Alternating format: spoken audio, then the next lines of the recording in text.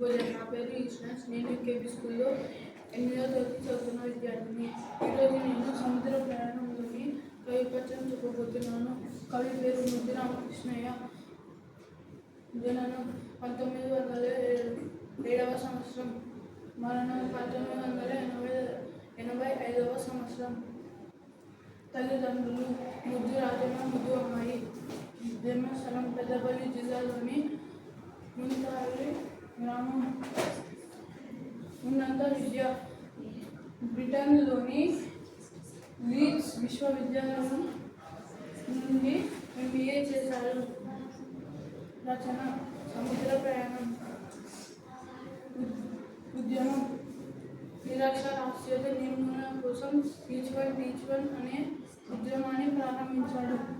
ప్రత్యేకత ఈ సమయ పాలనకు ఈయన పెట్టిన పేరు. ధన్యవాదాలు.